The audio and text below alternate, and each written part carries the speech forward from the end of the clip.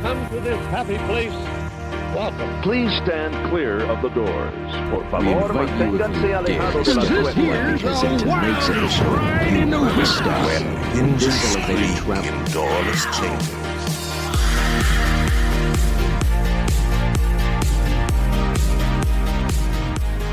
Hello and welcome to Miles from Main Street, your Far From Disney podcast. My name is Mikhailo, And I'm Brian, and we're here to talk about Disney World, but especially coping away from Disney. which we know a lot about being from the Midwest. Today, we're looking at Disney resorts. We're going to be looking at the hotels in Disney. We're going to be looking at a couple things like planning tips, reviewing Coronado Springs, some coping, and maybe a little history while we're at it. So, Brian, what's your first planning tip? Well, I thought we should talk about online check-in. It's kind of a confusing thing for people, so we did it on our last trip. It was pretty slick. You go online, say, yep, I'm coming, or I'm here, or whatever, and then as soon as your room is ready, they'll send you a text and let you know where to go. And the cool thing about that is that you can go straight to your room. You don't have to stop in the lobby and check in. You can go there and use your magic band to get in, or even your phone at this point. So I think that's a pretty cool way to get in. Saves you some time, and gets you into the resort and gets you on your vacation a lot quicker. Definitely. One of the big things I use online check-in for is in the past, before you had to check in around like 3 o'clock. So then after you're all done being checked in and everything, it's probably 4 o'clock. So you wouldn't be able to get into a park until like maybe 4:30 at the earliest. And so I always kind of treated that as like a half day at Magic Kingdom. And so I would check in. I would go to Magic Kingdom. Basically, it was already starting to get dark. I would be there for the fireworks and everything and have some nighttime at the park. But now that online check-in exists, what you can do is you can actually check in that day online, and then you can just get on your flight, get in at whatever time you want to get into Orlando, and then head straight to the parks.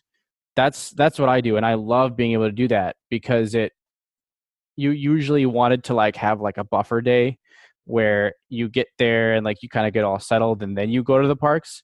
I, not being made of money, I was never really able to do something like that. So I'd always plan that first day getting there into my park days. And now with online check-in, you can actually have that entire day at the parks and not worry about being there and checking in and getting a room key and everything. You just walk around the park and eventually you get a text message of your room number, and then you go to the resort and you tap your magic band, your door opens. And it's amazing with bag check too, because they get your bags and they bring your bags to your room and everything, and it's just everything's taken care of. And it's so cool the way all of that works, because it basically lets you just show up to Orlando and go straight to the parks. And I love that because I would always have to spend like a half day my first day. And it's super perfect for the way that I want to function at Disney, because as soon as I get there, I want to go straight to the parks. Yeah, and the cool thing is that the check-in desk, or the front desk anyway, is going to be open all night long. So if you're out, you can go and pick up the paperwork they like to give you when you first check in, and you can pick up magic bands if you had ordered them and they're waiting for you, something like that. You can do all that midnight, maybe middle of the night. Go get your stuff. No lines. Nobody walking around you. Saves you a lot of time to do that. And correct me if I'm wrong, but I believe you can check in like 30 days ahead of time if you want. Yep. And that's usually a good idea because you can put room notes into that online check-in, and it's usually a good idea if you want a room in a special spot, or if you want not a preferred room, but like if you want a room in a certain area, or if you want to request a certain room, put that into your notes in your online check-in, and then you'll have the best possible you'll have the best chances of being granted those room requests if you do that 30 days in advance. Yeah, it's a great tool. Something you should definitely look into. If you have reservations thinking that maybe you're not going to make it for some reason, Mm-hmm. like we originally said, you can do it that day on your way down if you want. You don't Mm-hmm. have to do it so early, but yeah, it's a great option. Yeah, it's a really cool option. I feel like it's definitely another step in the right direction with making your vacation that much easier in utilizing Magic Bands to their fullest. Cool. So next we're going to review a resort. I recently stayed at Coronado Springs. I say recently, this was about a year ago. But I stayed at Coronado Springs kind of right after everything was finished. This resort has recently been updated, and honestly, at this point, it's pretty much a It's like a deluxe resort now, but yeah, at a yeah, moderate price. exactly, and that's what I loved about it.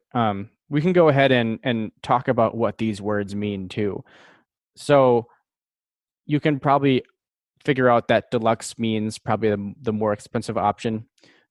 Moderate is kind of more in the middle, and then value resorts are the cheapest option, and then you also have things in there like campgrounds and stuff like that. But there's basically those three tiers to resort hotels at Disney. So Coronado Springs is considered a moderate resort, but after all of these updates, they put in the new tower, Grand Destino Tower.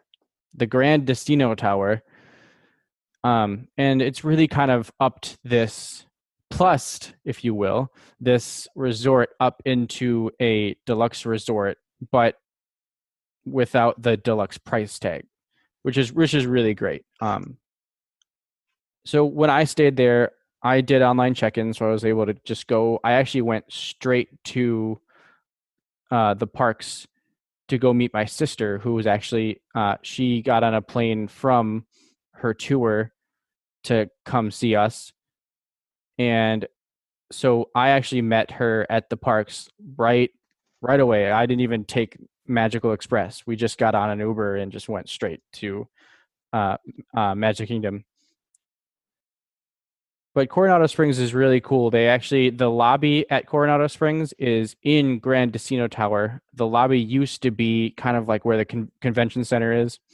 And on that, this is a convention center resort. They do a lot of conventions at this resort.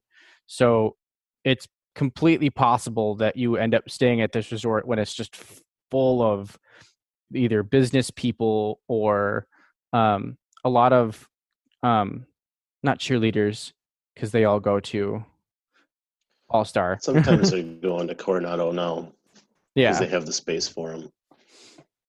but it's a big resort, and it's got giant convention center areas, and so it's really kind of considered one of those resorts that's used for a lot of conventions. So be aware of that it's not always going to be your typical Disney vacation type people at this resort. When I was there, I didn't really get that vibe, and I was there over Thanksgiving, so that's the big possibility, because it was Thanksgiving and there weren't any really conventions happening. But I have heard that before, that there's a possibility of big conventions happening and business people kind of being everywhere. So be aware of that. Yeah, so we stayed on our honeymoon some 20 years ago, and it was interesting. It was recommended to us back then. I wasn't the Disney fan I am now. I wasn't as knowledgeable as I am now. Mhm. Um, so it was very quiet. We were just out. We were right next to one of the quiet pools, which was awesome because we could go hang out there on a whim, and Mhm. and there was room for us. The thing about Coronado is that there is a pretty large lake that is in the middle of it. And so when we would, we had our refillable mugs. And so we would come back from a park and we would want to go refill our mugs. Well, it was a good walk over to the um, pepper market, is what it was Mhm. called then. It was a good walk over to the pepper market. And it would, it would take some discussion between us if we wanted to make the walk at that point. It, the nice thing now with all these changes is that they've put 3 bridges in the middle of this lake. Um, if I could take step back a second, the lake, I want to say the paths around it are a good mile Oh circle. yeah. Oh yeah. That's accurate. So anyway, they put this 3 bridges in the middle of the lake, and it really cuts that off now. You can cross the lake. Mhm. Yeah, so having those 3 bridges, it's really great to be able to cross the lake and get over there, not have to walk quite as far. Mhm. Yeah, and there's also isn't there like a bar in the middle called Three Bridges? Yes, Mhm. yeah, I and from what I hear, it's wonderful.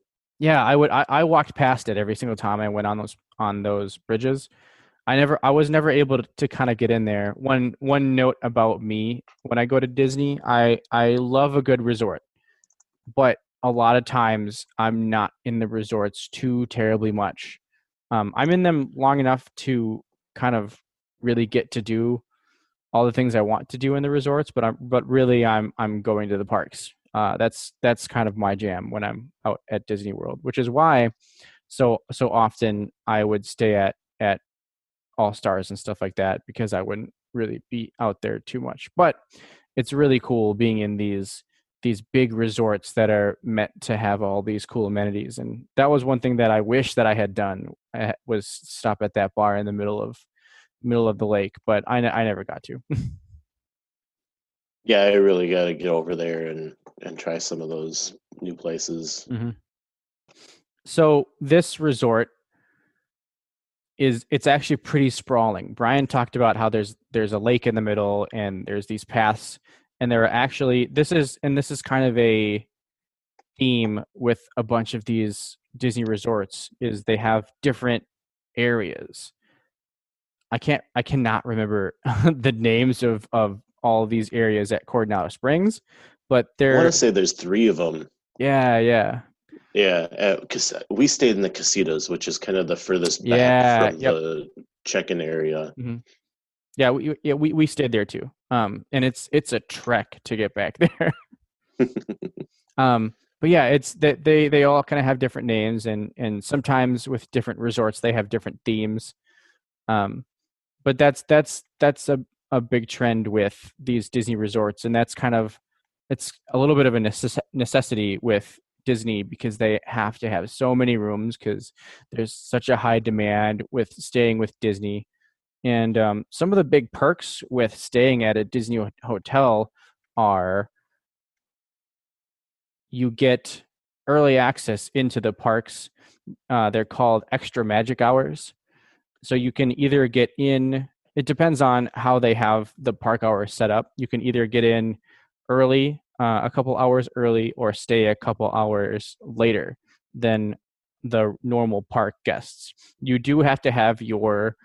Um, you do have to have your magic band with your hotel linked to it, because they will scan that whenever you try to get on a ride. I have noticed, fun fact, here's a pro tip for you. I have noticed that if in your group just the first person has the hotel registered to their magic band, they can tap it and then they'll let you all go. They won't individually stop every single person. it's basically just the first person that's in your group. They'll check that, and then everybody else will get to go. We had to do that recently because my sister's boyfriend came with us to our most recent stay, but he wasn't technically staying in the resort. He was staying, he actually, so he went on tour with my sister, and he had a van that he decked out with all of everything that he needed to live in for probably about like 3 or 4 months. And so he ended up using that, and he kind of meandered around Florida for a little bit. But he came with us to 2 of the parks. And so we were kind of worried about him being able to stay for extra magic hours, but it works out because they really only check that first person in your group. And that is also getting into the parks early too. So that's your little pro tip for if you have people who want to utilize extra magic hours in your group, but they don't have all of that stuff linked to their magic bands. Just make sure the first person in your group has all that stuff linked, and then they'll let you in. So going back to how big Coronado Springs is, they have an internal bus system. So you mentioned the different areas of the resort.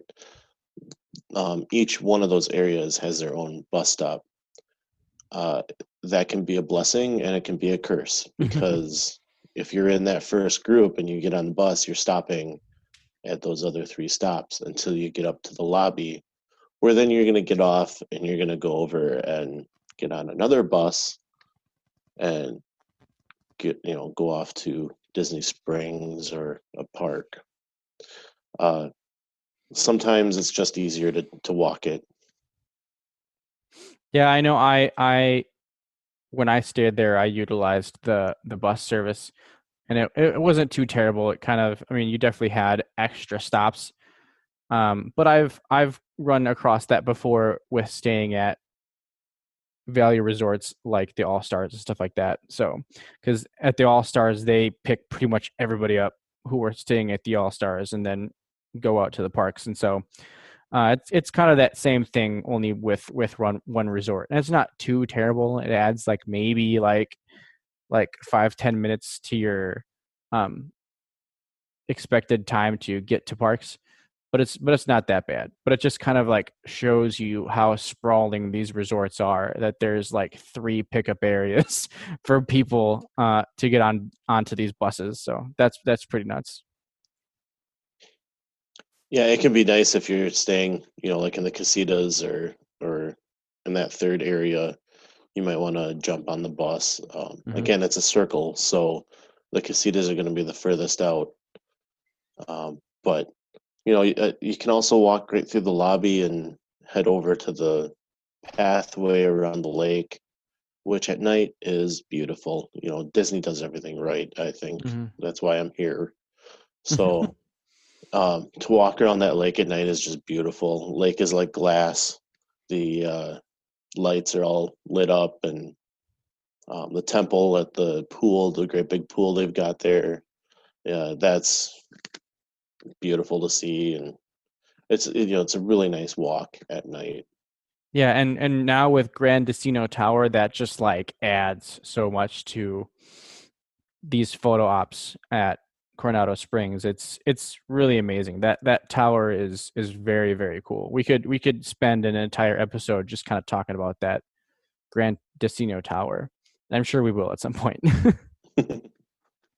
Yeah, the neat thing they've got in the tower now is club level, which they've never had in a moderately priced resort, and people are saying that it rivals some of these deluxe resorts that you would pay even more for. So I definitely want to go and try that tower out and see some of the views even that they have there. Definitely, yeah. And it's a pretty tall tower, and it's got 2. Correct me if I'm wrong. It's got 2 restaurants inside of it. It's a Dahlia Lounge up there, and then Toledo, I believe. Yes. Yep. Is up there, which is a restaurant. Yeah.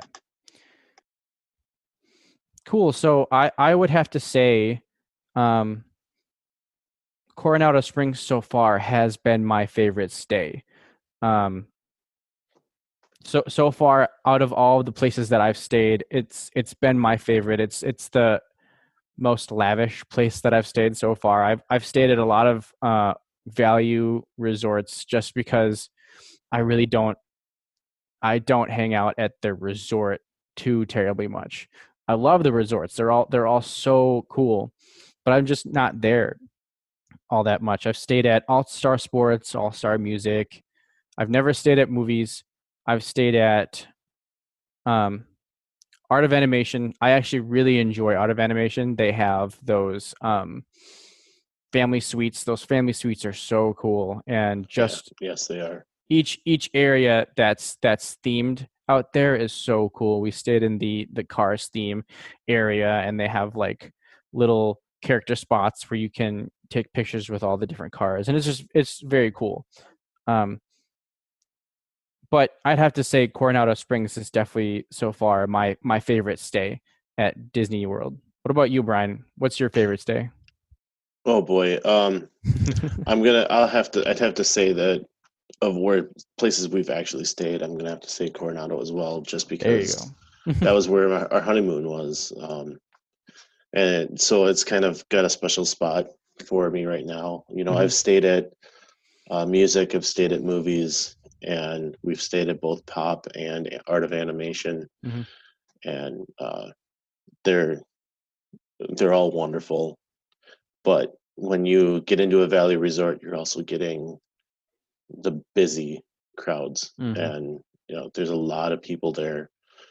So when you spend a little bit more money, you're getting a little bit quieter of a place. Um, which you know that kind of brings us to the deluxe resorts where you're paying for a nice room, lots of amenities, maybe not a reason to go to a park. There's so much more to do. mhm. So um, one of these days I'll get to stay in one of those places.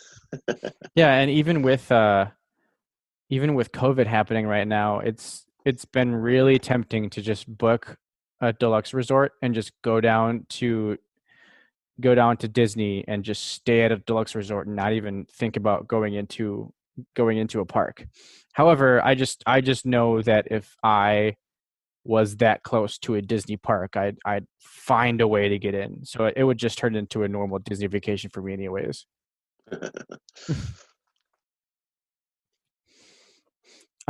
So one cool thing about these resorts is you don't necessarily have to be staying at that resort to go to that resort. You actually don't have to be staying at the resort at all to be checking out these resorts. And that's one cool thing that you can do is resort hopping and kind of moving around these different resorts and kind of experiencing some of the things that these resorts have to offer and possibly finding another place to stay next time. Something that I love to do is just going on the monorail loop and going from resort to resort to resort and just kind of like hanging out at these amazing resorts that they have around Magic Kingdom. Yeah, the resort hopping has been a big thing for us too. Well, when my wife and I got to go on our trip by ourselves a couple of years ago, we actually chose to stay at a value resort. We stayed at the All Star Movies, but it was just a bed. Hmm. We didn't stay there much. We got up in the morning, we went to a park, we went to dinner somewhere else, and would come back to the room and, you know, our head hits the pillow and you're out. You wake up the next morning and you're off to the next adventure. We the day we checked in, typically when I go, I'm trying to go for a week, and so travel days are just that. They're travel days. You get there, you get into your room, you get settled, and then you go see something. And we've always wanted to see Port Orleans French Quarter. We've heard great things about it. So we got into our room, got checked in, got our stuff into our room. Actually, the room wasn't even available yet. We'd left it all with Bell Services. And we immediately grabbed a bus over to Disney Springs.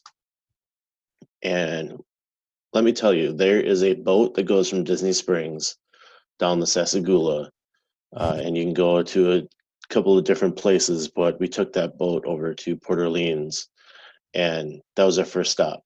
And it was a wonderful boat ride, very relaxing. And then we got to visit Port Orleans. We got some beignets right away at the Yeah. food court they have there. And again, it's a moderate resort, so it's nice and quiet. We checked out the pool a little bit. There's not a lot of pool hopping that you can do, but we were able to just walk around it and see what it was. That was our first day of resort hopping that trip. Mhm. So yeah, when we say it's stay out of value because you're never there, there's so much to do. Resort hopping can be a couple of days worth on its own. Oh yeah, and I totally agree. That's most of the time when I try to I'll go to Disney for a week also, and you kind of do need that like little buffer day where you don't go into a park. Usually when I go with my parents, they like to just hang out at the resort, but most of the time when I go and I have that off day, I'm doing just that. I'm checking out resorts. I'm checking out other cool things on Disney property to do. But honestly, mainly going to these cool resorts. Most of the time, I'll have a nighttime Disney Springs night on that day, which is also very cool. But I just love going around to these different resorts, and it's one of the things that you have to understand is you can't just take a bus straight to these resorts. So you can't take a bus straight from your resort to another resort. Most of the time, you have to go to Disney Springs because at Disney Springs there's a bus terminal there with all of the other resorts that you can get to. Or I've also done this before. If you're close enough to a park, just take a bus to a park, and then they also have return service to all of these other resorts. So I've done that too, where I've gone to a park and just went over to that little bus terminal area and then gotten on a bus over to a resort. So it's just kind of like knowing those little things that you need to do, and that's why you're listening to Miles from Main Street right now, because we have all the cool little nuggets for you. When you're deciding to hop through a park, though, transfer through a park, be careful. I kind of screwed up on one of our trips. We were at the boardwalk, and we needed to get back to Art of Animation, and it was closing time for some of the parks. Animal Kingdom had just closed, and I hopped on the bus. And I don't know if the driver didn't realize that we had hopped on the bus at Boardwalk or not, but we were hopping on a bus to go to Animal Kingdom and switch buses. And he goes heading over towards Swan and Dolphin to drop off there. And he's kind of like, you guys don't have to stay here. And we're like, no, we're heading over to Animal Kingdom. And I said, but if you want to go right over to Art of Animation, that would be great. And I think we were the only people on the bus at that point. King of the bus. Right. King of the bus. Yes. Yes. So we get on. He's quiet for a while, and we kind of shared a little bit of a laugh when I said that, but we're going for a while, and we're kind of heading that direction, and then he asked us, I don't know, some question. Next thing I know, he says, well, I'm taking you right over to Art of Animation. And I could hear him kind of arguing on the radio.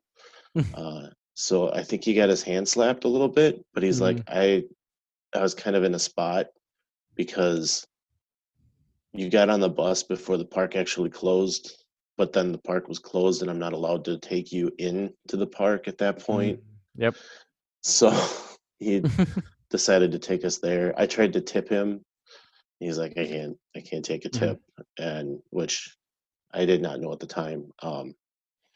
But cast compliment is a great thing to do through Mhm. Twitter.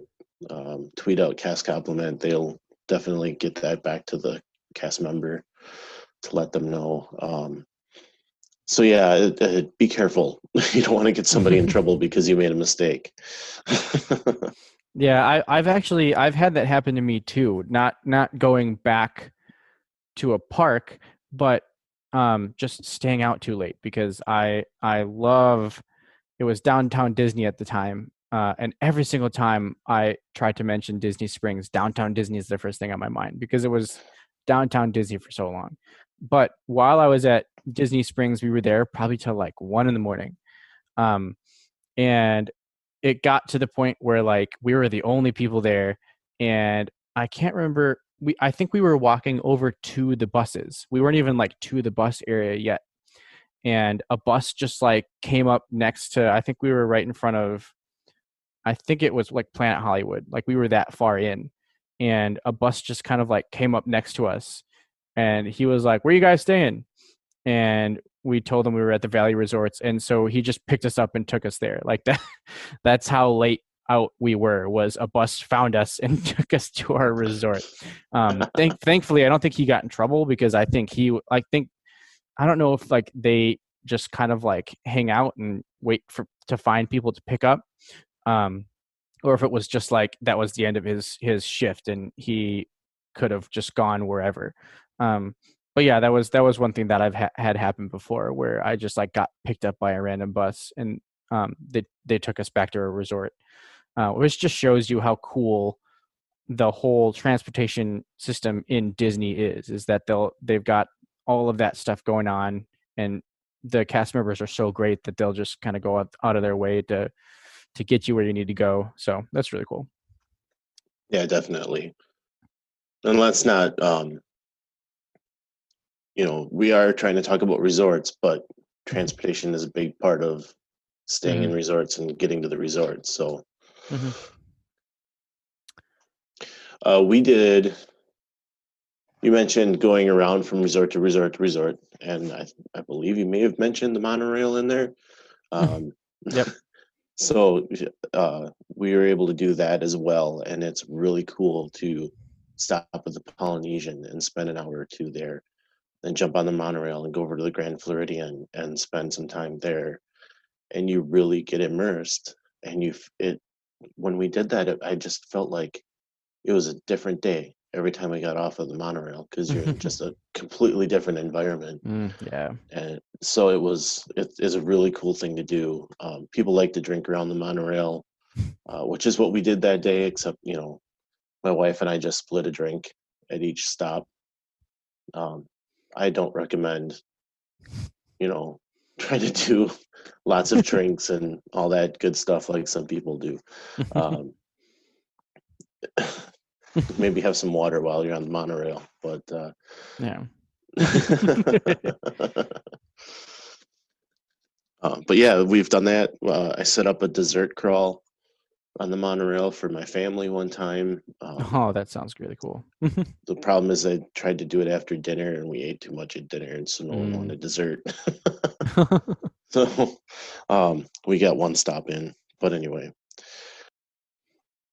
Yeah, resort, especially in that Magic Kingdom area, it's very cool because they've got three of the coolest resorts on property, and one of my most favorite resorts is the Polynesian. If that's Yes. definitely bucket list material is staying at the Polynesian and staying at the oh God, what are those houses on the water called? Bungalows? Are they bungalows? Yeah. Yeah. Yeah, staying at a bungalow at the Polynesian that's just goals right there. That would be so cool. Definitely. I just want to stay at the Polynesian. I mean, we spent a lot of time there on our last couple of trips because we love it so much. Hmm.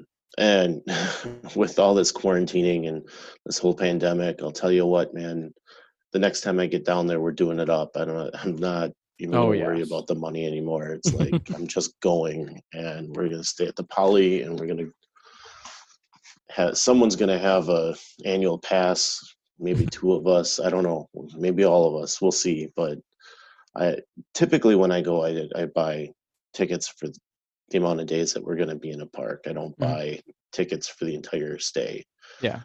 Um, so I want to be able to have tickets for the entire stay so that I can feel like it's okay to go into a park for a few hours Hmm. because I have this ticket I have to use instead of I don't have a ticket, so let's go do something else. Yeah. So yeah, we're gonna go do it up this next trip because I am tired of sitting around my house. Right.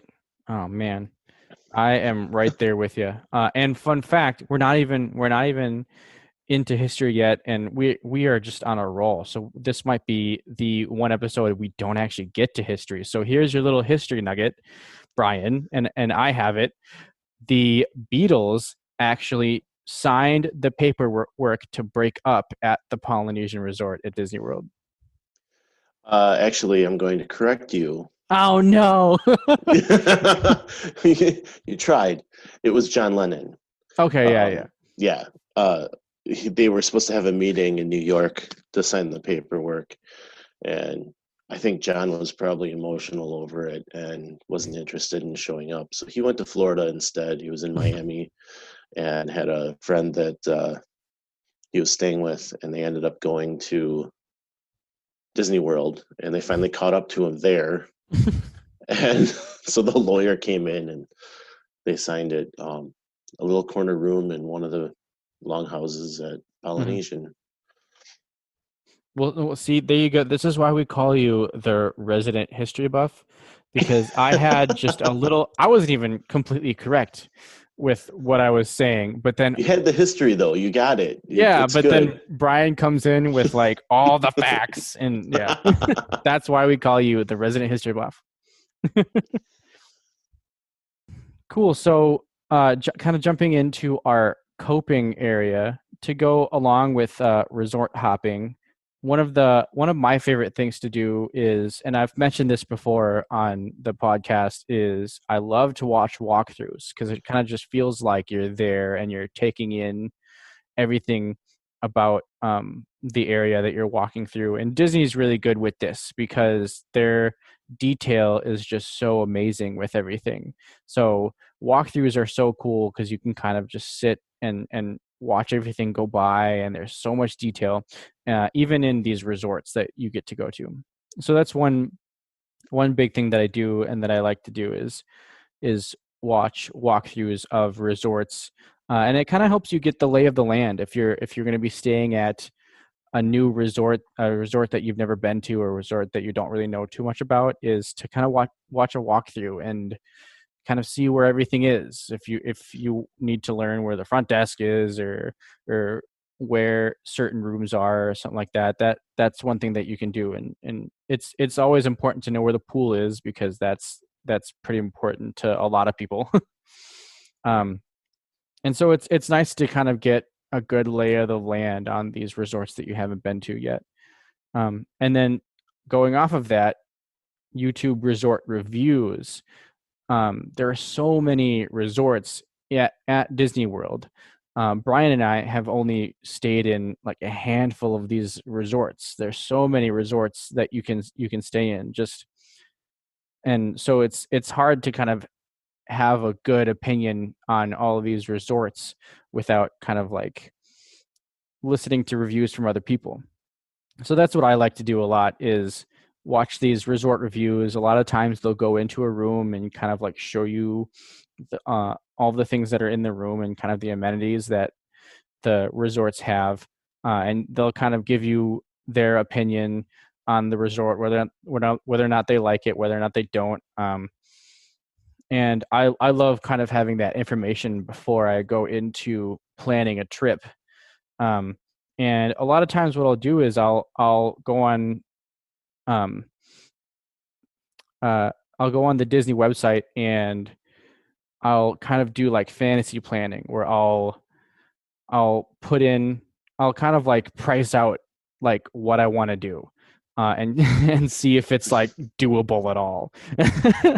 Sometimes it's really not, but sometimes I'll surprise myself and I'll be like, you know what, I could totally do that next time I go. And so it's kind of like pre-planning. It's not even really planning. It's just kind of like getting into the mindset and kind of fantasizing about like what you would do and like what's doable, and kind of having that insight into what other resorts you might want to stay at would help with fantasy planning and kind of going in and pricing out something and seeing where you'd want to go and how doable that is for you. Yeah, the other day I was looking at staying down there for an extended time because I'm working from home. My wife is working from home. My kids could go virtual in a few weeks here. So why do I have to stay home? Um, so I started like looking at what I could do at staying near Disney and, maybe grab a ticket here or there to get into a park. But most of the time spent at the resorts or at Disney Springs, and it seems safe enough. Why not? So I was looking around and found a place that is a condo that looks over Disney Springs. I mean, the picture they had, that shot was just beautiful. I could, work out on a balcony looking at that all day long. Oh No yeah. problem. So it's fun to do things like that. I've never stayed off campus, off property. I've always stayed on. I like being in the bubble, but Mm-hmm. it definitely would be enticing to go do something like that. Yeah, that's completely genius. With me and my work, I am virtual. I'm all virtual, and my work won't even consider taking us back until next year. So I could just up and go somewhere and work, and now that you mentioned that, that's something that like I would seriously consider. Just if I could just go, if I could just go work in Orlando right next to Disney, I mean, I would get nothing done. That's the terrible thing. I would probably get nothing done because I'd be so excited to do my next Disney adventure every day. But it would be pretty cool. I could probably get myself through two weeks of work and next to Disney. But oh man, it would be difficult to work that close to Disney. But it's definitely something that's completely possible for me right now because I'm working virtually. So yeah, that's completely genius. Yeah, there's some deals out there. You could rent a house, you could rent an apartment. I found a really nice condo, but one of these days that would be Yeah. something to do. So one cool thing with these Disney YouTubers and vloggers that I watch is a lot of them actually go in and review these resorts. And so I've mentioned this before, it kind of feels like a friend when I watch some of these people like Tim Tracker. I feel like I have a personal relationship with him because it just feels like we're buddies, and whenever he goes into a resort it feels like I'm there with a friend. And I love those videos because of that. But it's cool because I respect his point of view on things, and he seems like a really knowledgeable person. And so he has a couple resort reviews. I think he has like a little um, theme going on with that, where they'll get to Disney Springs and then they'll find a bus to get on, and then they'll go review that resort. Another big one. I believe he has an entire playlist set up, Yeah, so you can just watch them. Yeah, that's the word I was looking for. But another big one, and this was kind of back in the day when I kind of first, not really when I first got into Disney World, but like when I started to get real serious about planning trips and stuff like that, is Diz Unplugged is constantly reviewing Disney resorts, and they're very good with staying up to date with all these different resorts and like I just feel like they're constantly reviewing things and kind of updating their point of view with a bunch of these resorts. So that's another big one that I like to keep in mind and kind of go into to get how they're feeling about a resort, because that's another one with a lot of really smart people who are completely invested into Disney. It's pretty much their life is Disney and all things Disney. So it's another big one that I like to check out a lot for resort reviews and stuff like that. One other thing I'll plug is Here with the Ears. Mm-hmm. They have a YouTube channel. They spent an entire year, all of 2019, living on property. That was their home. Oh, So yeah, yep. at the end of 2018, they sold their house and they went to Disney and they stayed on property all year. So what they did is they have room tours. They stayed in every single room type that Disney has.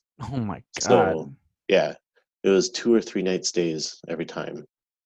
And so they have all of those videos out on YouTube now, so you can really get an idea of where you want to stay with that, and with the Diz Unplugged, and with Tim Tracker. I mean, there's plenty of content out there for you to get information.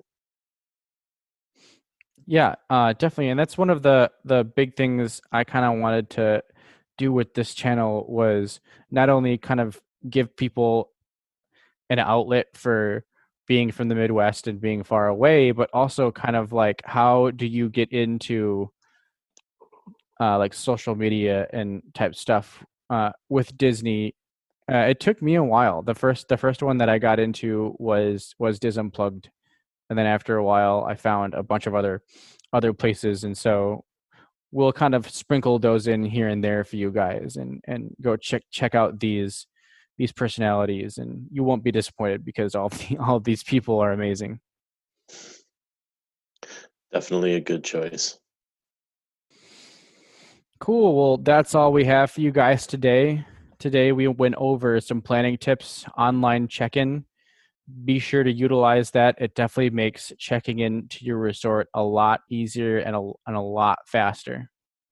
In Coronado Springs, we talked quite a bit about it's a wonderful property and can be quiet at times, as long as there's not some convention there.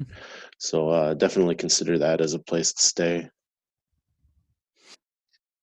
We went over all of the different places that we've stayed and our favorite stays and resort hopping. That's a big thing, that if you're into the Disney resorts and you haven't gone resort hopping, definitely do that, because it's a lot of fun.